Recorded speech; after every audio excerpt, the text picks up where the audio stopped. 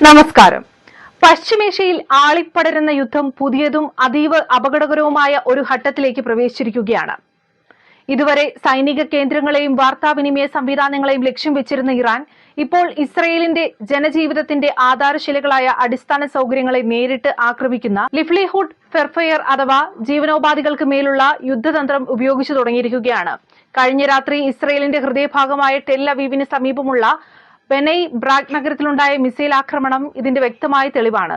കേവലം ഒരു സ്ഫോടനത്തിനപ്പുറം ഇസ്രയേലിന്റെ ജലവിതരണ ശൃംഖലയെ തകർക്കുക എന്ന ലക്ഷ്യത്തോടെയാണ് ഈ ആക്രമണം നടത്തിയതെന്ന് പ്രതിരോധ നിരീക്ഷകർ വിലയിരുത്തുന്നുണ്ട്. അതീവ വിനാശകാരിയായ മിസൈലാണ് ഈ ആക്രമണത്തിനായി ഇറാൻ ഉപയോഗിച്ചത്. ഒരു മിസൈലിനുള്ളിൽ നിന്ന് നൂറുകണക്കിന് ചെറിയ ബോംബുകൾ ചിതറിത്തെറിക്കുന്ന ഈ സാങ്കേതികവിദ്യ ജനവാസ മേഖലകളിൽ പ്രയോഗിക്കുന്നത് വലിയ നാശനഷ്ടങ്ങൾക്ക് കാരണമാകും. ബെനൈ ബ്രാക്കിലെ ജനസാന്ദ്രതയേറിയ മേഖലയിൽ പതിച്ച ഈ ബോംബുകളിൽ ഒന്ന് നഗരത്തിലെ പ്രധാന ജലവിതരണ പൈപ്പ് ലൈൻ തകർത്തു. ഇതോടെ നഗരത്തിന്റെ വലിയൊരു ഭാഗം ജലപ്രതിസന്ധിയിലായിരിക്കുകയാണ്.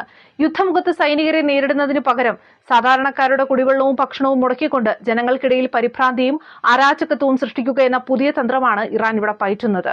ഭക്ഷ്യക്ഷാമത്തെക്കുറിച്ചുള്ള ആശങ്കകൾ നിലനിൽക്കുന്ന സാഹചര്യത്തിൽ ഇത്തരമൊരു ജലപ്രതിസന്ധി വരുന്നത് ഇസ്രയേലിനെ സംബന്ധിച്ചിടത്തോളം ഇരട്ടി പ്രഹരമാണ്.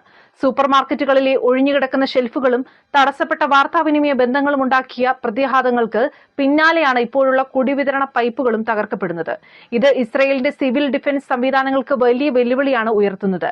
മിസൈൽ പ്രതിരോധ സംവിധാനങ്ങൾ പലതും തടഞ്ഞെങ്കിലും ക്ലസ്റ്റർ ബോംബുകളുടെ ഉപയോഗം പ്രതിരോധം കൂടുതലും സങ്കീർണമാക്കുന്നു. ഓരോ ചെറിയ ബോംബും ഓരോ ലക്ഷ്യസ്ഥാനങ്ങളെ തകർക്കാൻ ശേഷിയുള്ളവയാണ് എന്നതാണ് ഇതിനുള്ള കാരണം. ഇറാൻ റവല്യൂഷണറി ഗാർഡ് കോർപ്സ് ആണ് ഈ ആക്രമണ പരമ്പരയെ വേവ് 89 എന്നാണ് വിശേഷിപ്പിച്ചിരിക്കുന്നത്. 100-ലധികം ഹെവി മിസൈലുകളും ചാവേർ ഡ്രോണുകളും ഇതിനോടകം തന്നെ ഇസ്രയേലിന് നേരെ വിക്ഷേപിക്കപ്പെട്ടു കഴിഞ്ഞു. ഇതിനു പുറമെ ഇസ്രയേലിലും പശ്ചിമേഷ്യയിലും അമേരിക്കൻ സൈനിക കേന്ദ്രങ്ങൾ ലക്ഷ്യം വെച്ചുകൊണ്ട് 200ഓളം റോക്കറ്റുകളും ഇറാൻ പ്രയോഗിച്ചിട്ടുണ്ട്.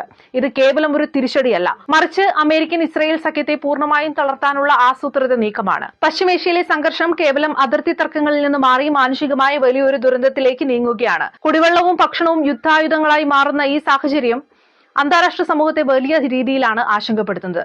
ഇറാന്റെ ഈ ഒരു പുതിയ യുദ്ധതന്ത്രം ഇസ്രയേലിനെ എങ്ങനെ ബാധിക്കുമെന്നും നെതന്യാഹു സർക്കാർ ഇതിനോട് എങ്ങനെ പ്രതികരിക്കുമെന്നും ലോകം ഉറ്റുനോക്കുകയാണ്. ഓരോ മിസൈൽ തരംഗവും പശ്ചിമേഷ്യയെ ഒരു സമ്പൂർണ്ണ യുദ്ധത്തിലേക്ക് കൂടുതൽ അടുപ്പിക്കുകയാണ് ചെയ്യുന്നത്. വരും ദിവസങ്ങളിൽ ജലവൈദ്യുത നിലയങ്ങൾക്ക് നേരെയുള്ള ആക്രമണങ്ങൾ തുടരുകയാണെങ്കിൽ ഇത് മേഖലയിലെ ജനജീവിതം പൂർണ്ണമായും സ്തംഭിപ്പിക്കാൻ ഇടയാക്കും.